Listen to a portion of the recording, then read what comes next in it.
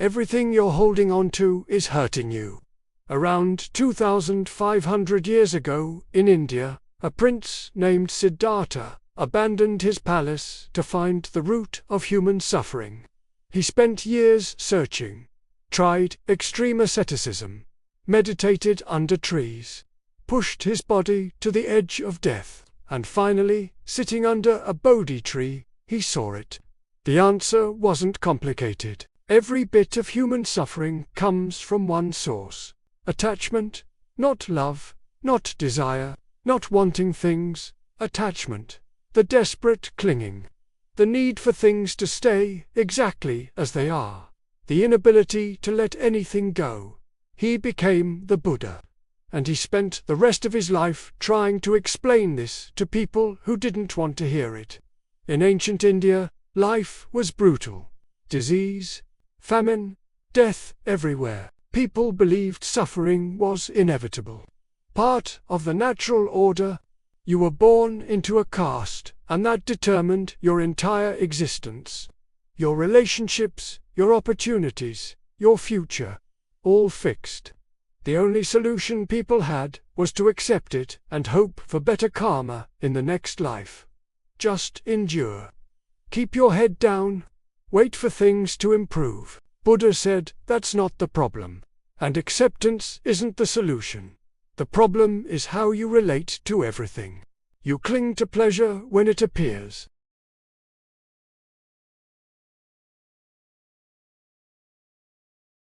You demand permanence in a world where nothing lasts. That's what destroys you, not the circumstances. Your attachment to them staying different than they are. Today, you do the same thing. You cling to relationships that are ending, to jobs that aren't working, to versions of yourself that don't exist anymore.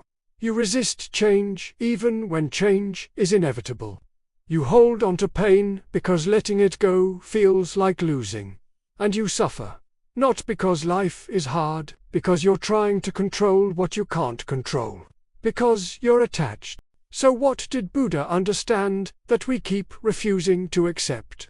Buddha watched people suffer and saw a pattern. Someone loses a loved one and they're destroyed for years. Not because of the loss itself, because they're attached to that person being there. They can't accept that the person is gone. Another person loses money and falls apart.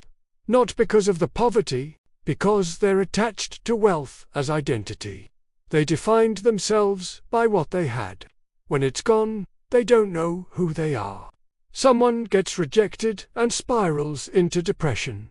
Not because rejection hurts, it does hurt, but because they're attached to being accepted. They need external validation to feel okay. When it's withdrawn, they collapse. Someone ages and becomes bitter, not because aging is bad, because they're attached to youth, to how things used to be. They can't accept what is, so they suffer. Watch the pattern.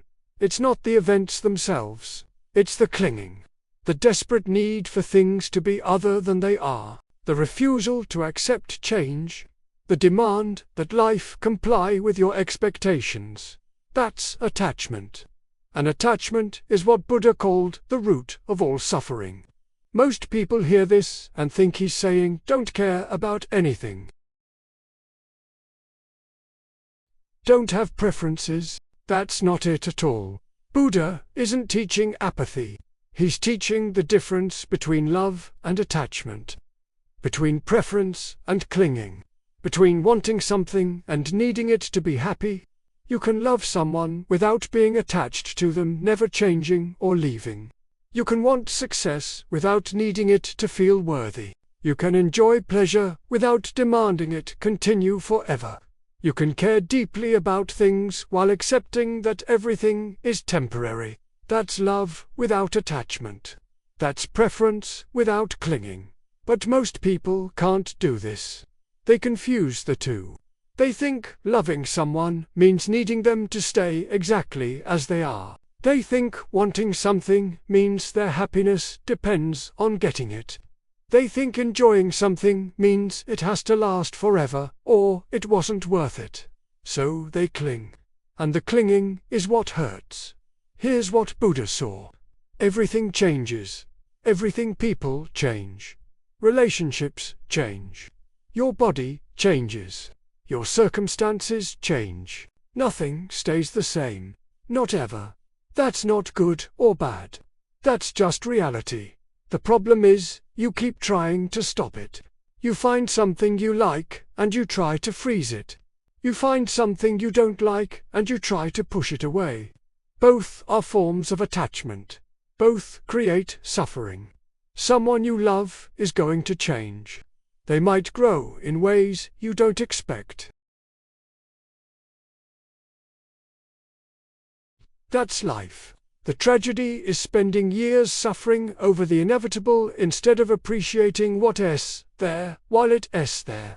You're so busy clinging to how things were or worrying about how they'll be that you miss how they are.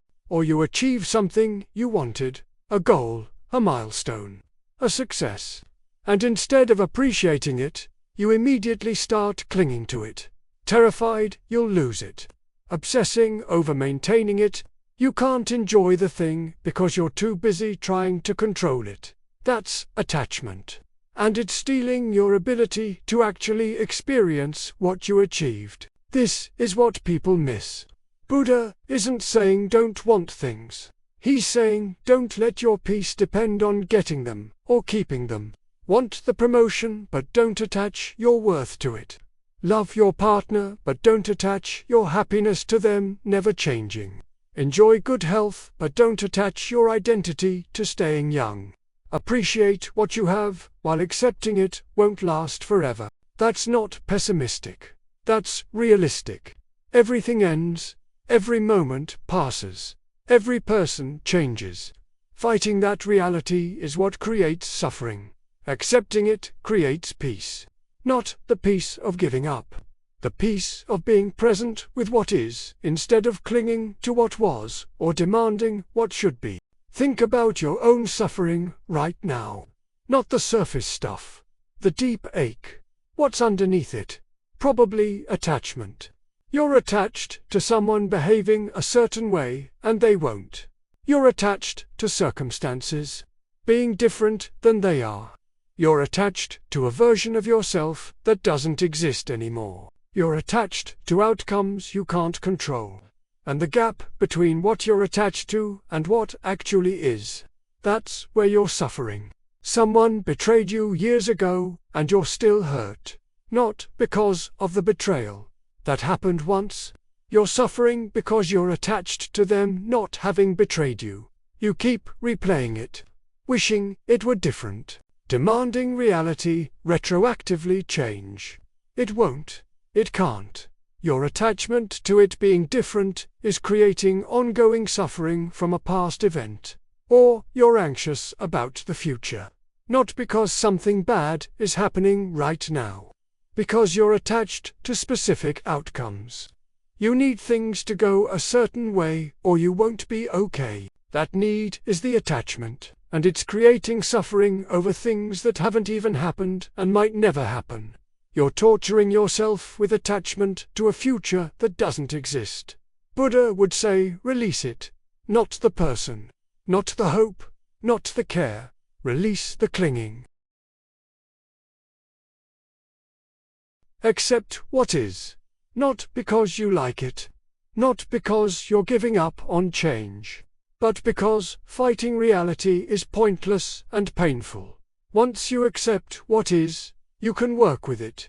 But while you're busy being attached to what isn't, you can't do anything productive. Here's the test. If losing something would destroy you, you're attached. If someone leaving would make you unable to function, you're attached. If circumstances changing would shatter your identity, you're attached. Love doesn't destroy you. Attachment does. Preference doesn't shatter you. Clinging does. Care doesn't make you unable to function. Need does. You can love deeply without attachment. You can care intensely without clinging. You can want things without needing them. The difference is whether your peace depends on things staying the same. If it does, you're attached. and you're going to suffer. Not because life is cruel, because you're demanding permanence in an impermanent world. Right now, audit what you're clinging to. That relationship that's already over but you won't accept it. That version of yourself you're trying to resurrect. That outcome you're demanding. That past you can't let go of. That future you're anxious about. All of it is attachment. And all of it is creating your suffering. Buddha isn't asking you to stop caring. He's asking you to stop clinging. Hold things lightly. Appreciate them while they're here. Let them go when they leave. Love people without demanding they stay forever. Want things without needing them to be happy. Enjoy moments without trying to freeze them. That's freedom. Not from life. From the suffering your attachment creates. You're going to lose things. People will leave. Circumstances will change. Your body will age. That's not the tragedy. The tragedy is spending your whole life suffering over the inevitable instead of being present with what's actually here. Stop holding onto what's already gone. Stop demanding what isn't here yet. Be here now with what is I, without clinging to it being anything other than what it is. That's how you love, without attachment. That's how you care without suffering. That's how you live without constantly hurting yourself by demanding reality be different than it is. Everything you're holding on to is hurting you. Let it go. More forgotten wisdom next time.